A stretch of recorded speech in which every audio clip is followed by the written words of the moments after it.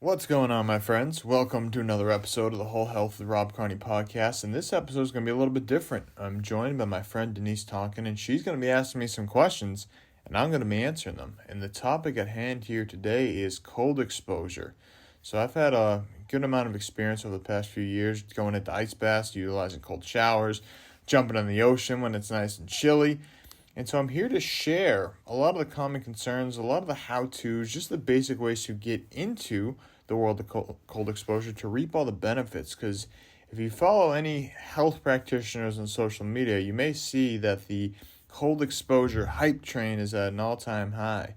So here we dive into some of the basics, how to get started, how to utilize it, and just make the most out of a very beneficial practice that is not new. It's been around for millennia. As long as humans have existed, there's been cold that we've had to overcome, build resilience, and grow stronger. So I'm excited for you to dive into this episode. Check out all the links in the description box here for some of the superfoods that we offer. See other episodes, get my free ebooks, and much more. So without further ado, here we go. Today we're going to be talking a little bit about cold exposure. So I got my friend Denise Tonkin. She is from West Virginia, and she is a very practical person when it comes to mental health and integrative medicine. So Denise is going to be asking me a series of questions that she believes will be helpful for her clients and how we can work that in with some of the benefits that we can utilize to help us with mental performance, physical performance, because we'll talk about here the mind and body is very much connected. So, Denise, thank you for setting this up with us. Well, thank you so much for your time. I really appreciate it. I am getting excited about cold exposure more and more.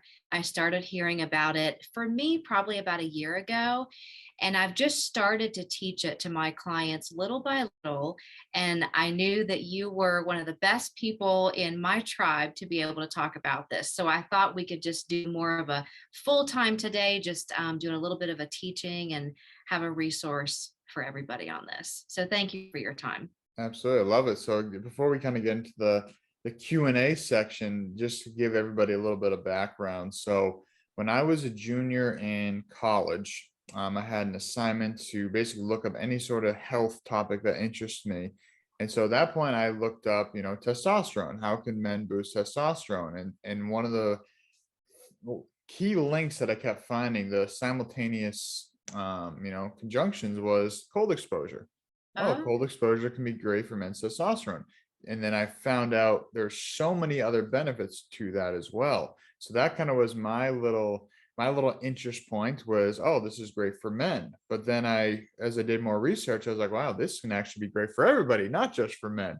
And there's so many mental benefits, there's so many physical benefits, and so many spiritual benefits. And that's honestly kind of where I'm at now. And so that was junior year of college. Oof, that was 2014, I believe it was. So it's been about 7 or so years that I've been indulging into this area. And it's become a very favorite practice of mine. It's one of my daily routines is taking a cold shower every day. And that's kind of a little predisposition. I'm definitely not a doctor. I'm not an expert in this, but I've been practicing and diving into it for about 7 or so years. So really enjoying the benefits. and that is one of the reasons why I reached out to you. I had no idea that you have been into this for so long, but I knew that you were really knowledgeable and love to teach about it. Yeah, That's awesome. amazing.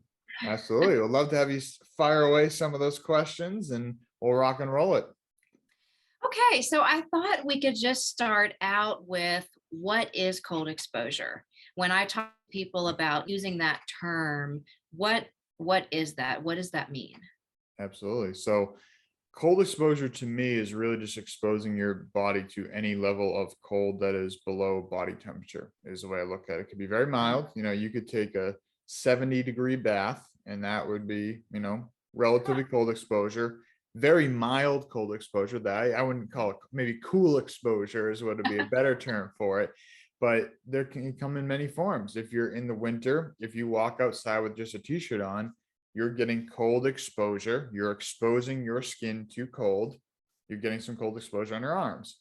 You can go into an ice bath, which is my personal favorite. You can take a cold shower. You can do cryotherapy. There are so many different forms of cold exposure, but I'd say the the most basic answer to what is cold exposure is exposing your skin to a external cold source. So that could be, again, the temperature of the outside, that could be the cold water, that could be the cryotherapy with, the liquid nitrogen, and I believe it is, that they're spraying on you. So there's many different ways, and it comes in all different forms.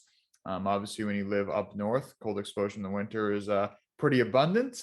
But for some of our warmer weather people, that can be, needing an external source of the water or the cryo. Hmm. That is just amazing. Um, so I think, are you seeing, Rob, that this is still a new idea overall to people? Yeah, I think it's an ancient practice that has been used for millennia, but it's very new to the mainstream narrative. And Wim Hof has done a phenomenal job of really making this publicly known. And if Hmm. anybody isn't familiar with Wim Hof, he's called the Iceman. And his little very bridge story is after his wife committed suicide, he had a lot of depression, a lot of mental health challenges from that.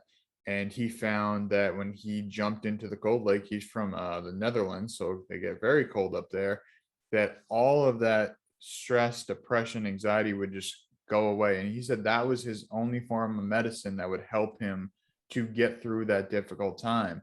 So he discovered that and started pushing the boundary. Oh, if I can stay in here for 3 minutes, what if I stayed in here for 4 minutes? What would that do? What if I did some breathing before? And he basically just became his own guinea pig, just playing around with this. And so he's been doing major scientific studies for years and years now. And it's taken Wow. until really the past few years that this has kind of gotten to the mainstream as, and not really even mainstream. I think he's like 1 million followers on Instagram, which seems like a lot, but when you have 7 billion people on the planet, it's a very small fraction, but it's definitely getting more and more popular. We're seeing athletes, like I see NBA players. Basketball is my favorite sport. I saw them icing their knees, putting their ankles in ice buckets. So it's definitely gaining momentum, but still very new to the general population. Well, thank you so much for sharing that. I recently have become familiar with Wim Hof, and I just downloaded his app over the weekend. So I did not realize there was such a relation. I did not realize he was kind of one of our main gurus. It just Yeah. showed just to show how much I'm still learning.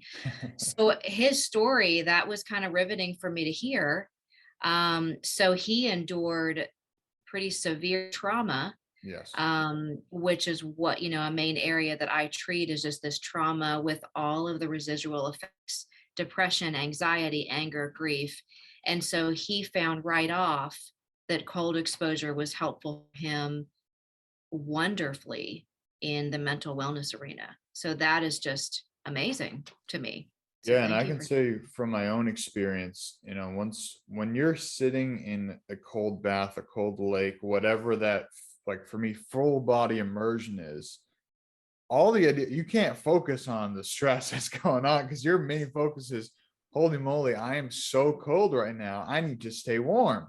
So all those outside thoughts just kind of by the factor that you're putting your body through this acute stress, they have to go away because you kind of enter that survival state as like, well, I can't be thinking about my problems right now because I need to focus on what's right here, right now.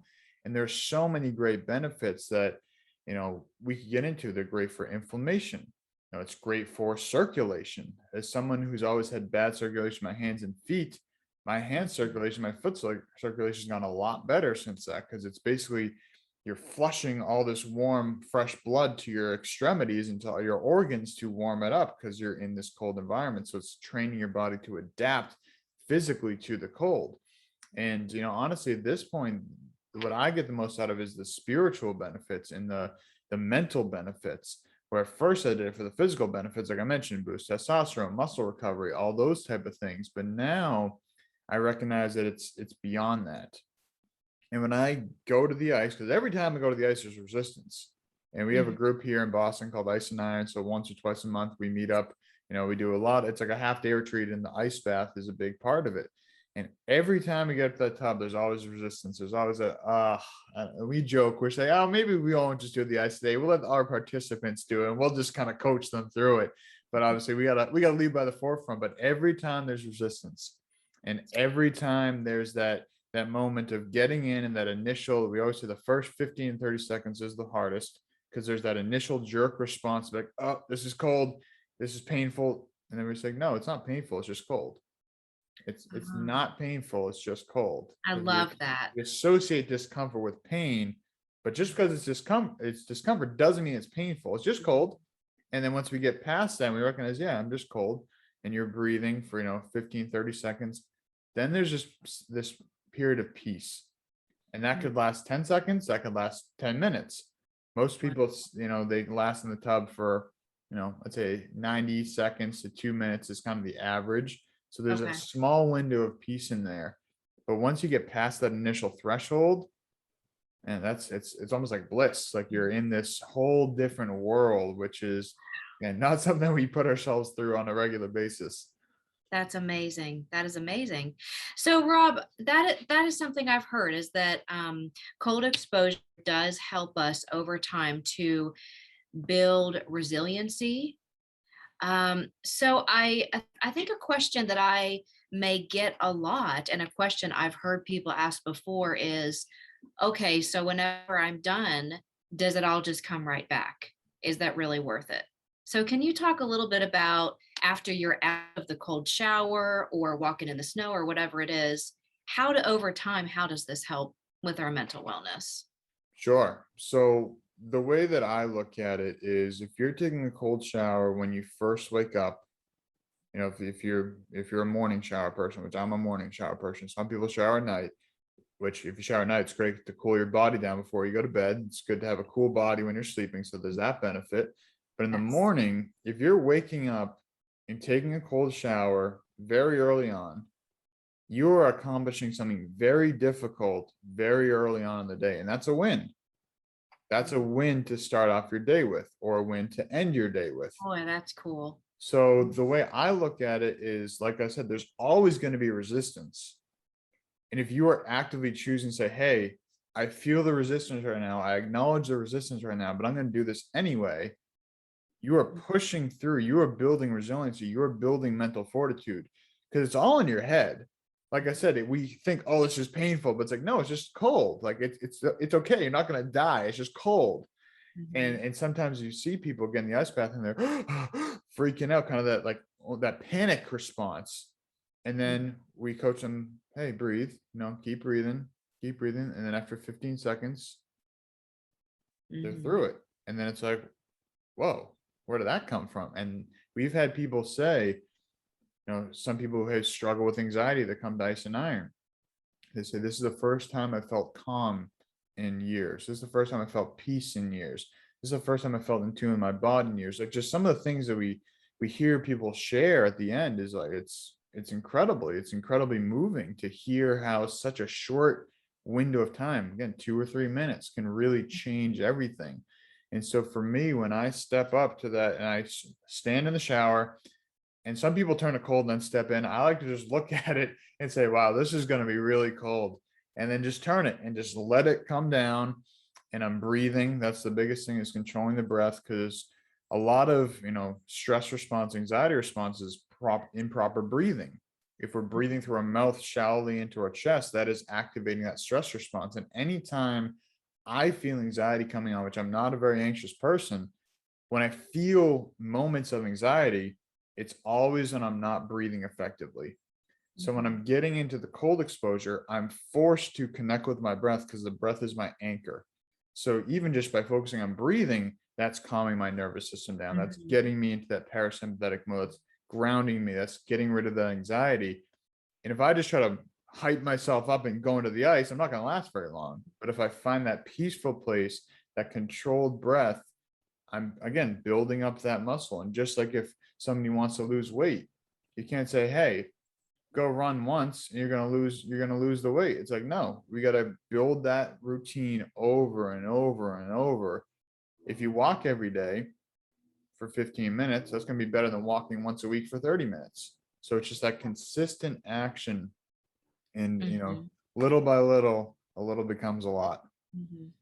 And what I love, and kind of what I hear you saying too, is that when we are in that cold state, that uncomfortable state, but then we're using our breath as an anchor, to help guide and put ourselves and keep ourselves in that parasympathetic state, we are teaching our mind, our heart, our body, our whole being that I can be calm and I can be strong and brave and be okay when it's uncomfortable. Yes.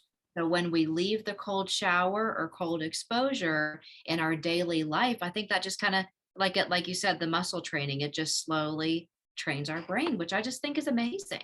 Absolutely. And that's a big thing too. I think it's important to recognize that whether we're picking up on that consciously or unconsciously, if we feel the anxiety or the stress of, oh man, this is about to be really cold, and then we focus on breathing, when else are we going to be exposed? It's a great reflection of the real world because we're going to come up with something stressful. And if we see the stressful thing coming and we can take a moment to breathe, how Yes. does that translate to other areas? What if you know, hey, I'm going to have a very uncomfortable conversation with my boss or a coworker or my spouse or my kid or my parent. And now, before just going in there and trying to be right, if you take a moment to and breathe before that stressful encounter, that's Hmm. going to make a big difference. And again, I think sports is a great comparison. When you watch a lot of basketball players before they shoot a free throw, what do? They take a few deep breaths. They're Hmm. dribbling the ball very slowly. They're calming themselves down. They're getting themselves relaxed. They take a few deep breaths and then they shoot it. Yeah. And it's calming that body down before a stressful environment. And that translates to so many other aspects of our lives beyond just getting into a cold shower. It's amazing. And I love that you use the word anchor. To me, that feels very, very rooted and grounded and strong. So I love that. So, since we are talking about that, I wanted to ask sometime today, can you give just a very simple example when you talk about breath and breathing during cold exposure? What do you do? What might that just simply look like for a person? Great question. So the Wim Hof style of breathing is very much like a hyperventilation, just really getting as much oxygen in and oxygen out, the carbon dioxide oxygen balance, just really flipping that ratio as much as possible. Now, I think that's a great tool to really focus on really deep, kind of hyperventilation breathing. It's a great tool, but I think it can also be a lot for a lot of people because if you've never done that before, and you are, somebody who experiences anxiety from time to time, that may not be the best method because you may feel tingling in your hands, tingling in your feet, tingling in your face, like sensations you've never felt before. And that can be scary. Mhm. Sometimes the first time you experience that, it's like, what is going on? Is this normal? Is this okay? The answer is yes, that is normal. That's not always the best place for people to start, in my opinion. I think that's great to do in a group setting, but if you're, someone who experiences anxiety, you've never done this before, maybe do it with a group first. What I personally do is get into that meditative state. How can I, like I said earlier, calm my parasympathetic nervous system, get myself into a calm place? And that for me just looks like conscious breathing. So maybe it's in and out through the nose, filling up my belly 2/3, my chest 1/3, having good posture, keep being upright, setting an intention and just breathing. And that could be a few minutes, depending on, the temperature outside. Like if I'm doing a cold shower inside, it's easy to warm right up with a warm towel after. But if I'm outside and it's, the middle of winter, we're doing ice bath outside and it's 20 degrees outside, I may want to do some more breathing to get my body flowing. Because again, we have a lot of oxygen flowing through our body. So the way that I describe breathing, a good example is breathing in through the nose is your brake pedal. Breathing in through the mouth is your gas pedal. So if you really want to charge the body up and get a lot more blood flow, you can breathe in and out through the mouth. So that may look like really using the diaphragm to draw the breath in. But I like to say we focus on the inhale, not the exhale, because the exhale is just going to be the rebound to the exhale. And if we're, that's where we get into that hyperventilation. That's more the Wim Hof, forceful in, Mhm. forceful out. So I prefer more of a forceful in and just a Mhm. letting go. So focusing on the in breath as opposed to the out breath. And again, if Mhm. you really want to trust, like even right now, just a few breaths, feel some some energy shifting. If you really want to pump the system, the mouth is the gas pedal. And if you want to slow things down, the nose is the brake. So I think it's great to start off with a little mouth breathing just to get that fire going in the body. But then before you get into the ice, I think it's best to slow down with the nose. So you're not in that, really hyped up state, and you can get that calm. So, I really invite everybody to play around with it, try different types of breath work. There's breath of fire, there's Tumo breath. There's a million different breaths works out there. So I would say try what works for you. But generally speaking, I think when I focus on the inhale over the exhale, that helps me. And it can be very helpful to do so lying down if you've never done it before. Again, if you're feeling all these sensations, it's a lot more comforting to have a hard surface below you that you feel supported, as opposed to sitting up and saying, oh man, I feel lightheaded. Mm-hmm. So it's Yes. just an experimentation. Okay, I love that. Okay, thank you so much. I wanted to give some people just a practical, exactly what should I do when I'm standing there getting ready for the cold exposure. So thank you for that.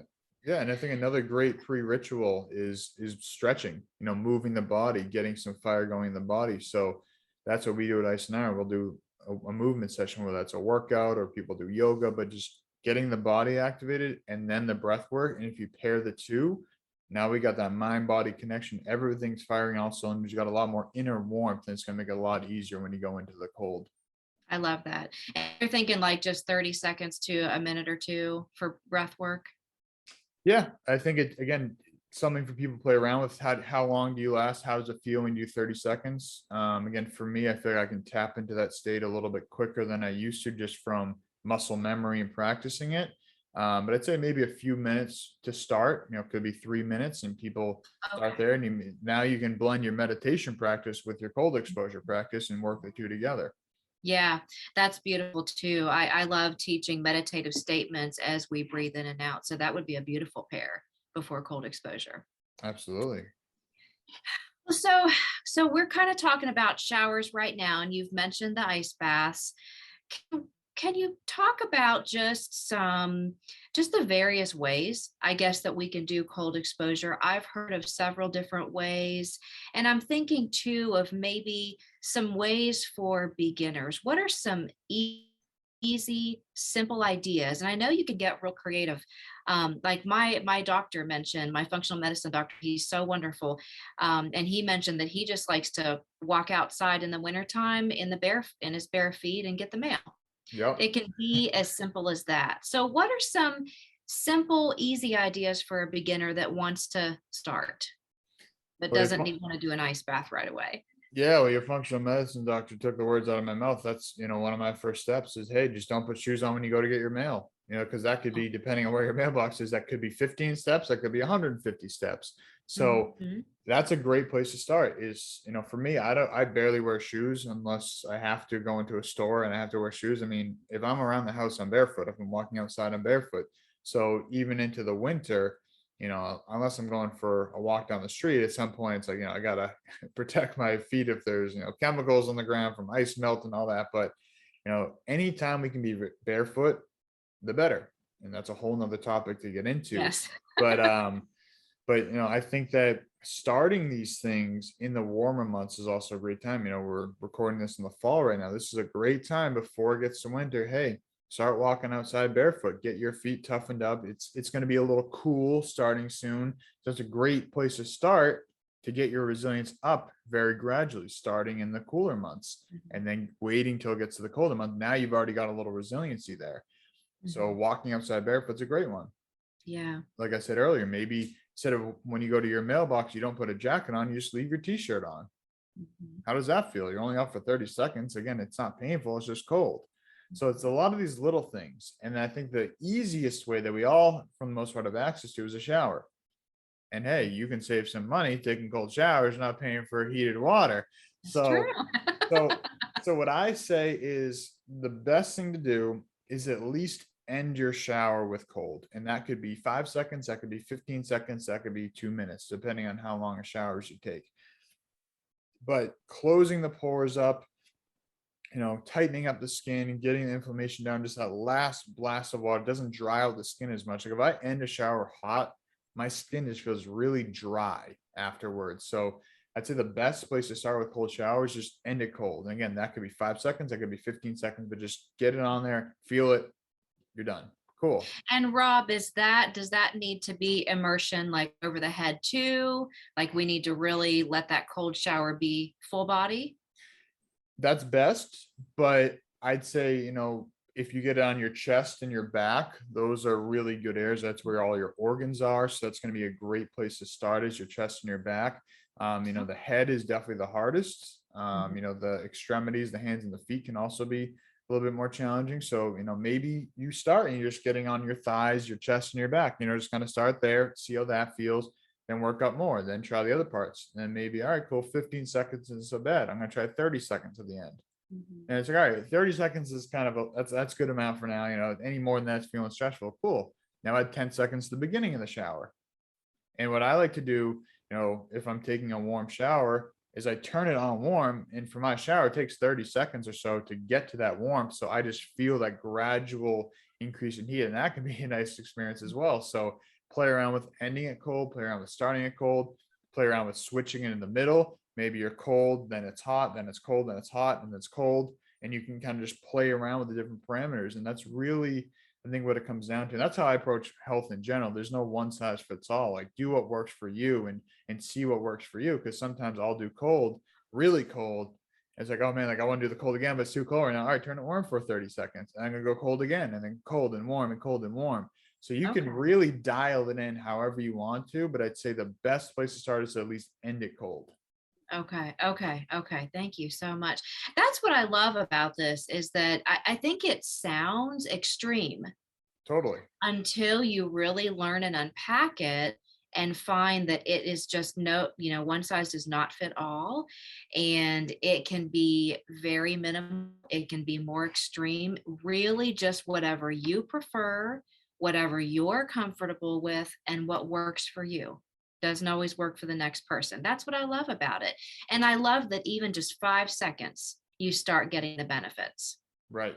Because again, you think of 5 seconds, if you do 5 seconds every day, that's better than 0 seconds every day. And I think that it's easy to fall into all or nothing mentality with a lot of things, but it doesn't have to be. Again, if you drink one more glass of clean water every day, that's 7 more glasses of clean water every week. Hey, if you do one cold shower a week, hey, it's one more than you were doing before. So, and then you just keep building up, and eventually you'll find that spot. All right, cool. I'm great doing 30 seconds at the end, and that's all I feel like doing for the next couple of weeks, and then I'll maybe up it a little bit more. There's no rush, and I think that people just do it at your own pace and just see the benefits as they come. Hmm. I love that. I love that this is just so doable and how much it helps us build our resiliency, heal our brains, heal our bodies. I do believe we kind of talked about it earlier. The mind body connection is a very real thing. Yes, it And is. when our bodies are healthy and inflammation's being lowered and all of these things are being bettered, our mind is being bettered too. I tell people whenever we eat and drink, it just doesn't just go in here and down here. Right. It also goes up here. So I really believe in that connection with the mental wellness. Absolutely. And an example for me, about 3 years ago, I tore a muscle in my back and I lost a lot of weight, lost a lot of muscle, got very skinny. And over that time, I noticed my confidence was going down. Like it wasn't because it's very gradual, because the weight didn't all just come off at once, but not being able to, lift weights for a couple of years, I noticed that mental side, it wasn't just I was physically getting weaker, my mindset was getting weaker as well because I didn't feel as confident in myself. I didn't feel, as strong physically. Therefore, I didn't feel as strong mentally. So Yes. even Yes. that's a very big thing. And then the past year, I put on 18 pounds, which I'm very proud of myself for doing, really getting back into it. Now I'm healthy again. And it's like I feel like I'm back to myself. And that's the mind body connection. I took care of my body, and my mind in turn feels better as well. So I don't know how you prove that in a scientific study, but I think that it's very clearly related when you ask people and talk to people and take, data from, people's individual cases as opposed to a large scale study. Yes. And I just continue to see time after time after time. Once you begin to work on your body and get healthy and do what works for you and feel clean and begin to thrive, a lot of times I say, not just survive, but thrive. That's kind of one of my coin phrases. There's no going back. It's very, very rare, if at all, that I see a person go backwards intentionally because of how good they feel with that connection. Absolutely. Well, thank you so, so much, Rob, again, for your time. I'm excited about cold exposure.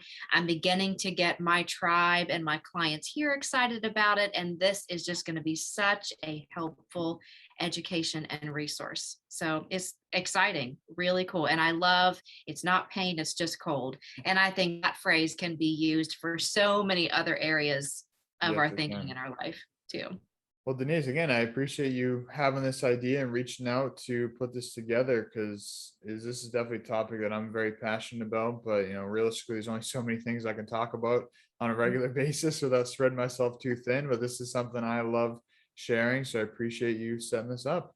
Yes. Well, thanks again. Have a great rest of your day, Rob. You too, everybody Thank listening. you. Have the best day ever. See y'all soon. Yes. Yes. Bye bye. So, my friends, thanks for listening to this episode of the podcast. I appreciate the support as always.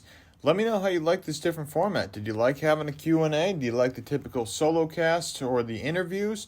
Let me know what's your favorite because I'm always open to mixing it up and serving you to the best of my abilities. So, if you like this episode in the Q&A format, give me a holler. Would love to share more of these type of podcasts. So, what I really want to invite you to do right now is check out the links in my description. Go to my website, wholehealthconnects.com, and go to the Learn and Grow section. There's a lot of new stuff going on in there between the online courses, the Houseplants course, the Foundations of Wellness, which are both very new within the past month and a half or so. The free ebooks on there. I've been writing some more articles on the blog. The podcast is popping off. We got the superfoods, as always, that I work with that have really been beneficial for myself and my clients. So I want you to go check out the website, poke around on it, see what's new, download the free ebooks, check out some of the superfoods with the discount codes available, and just poke around. Let me know what you like, let me know what you think, and I think you'll find something valuable there. So again, that's wholehealthconnects.com. You can also check out my Instagram, which will have all the links in my link tree, Whole Health Connections, or as Instagram does it, at Whole Health Connections. So check it out, poke around, see what stands out to you, and let me know how you like this podcast. So looking forward to hearing from you soon. Have the best day ever. Lots of love.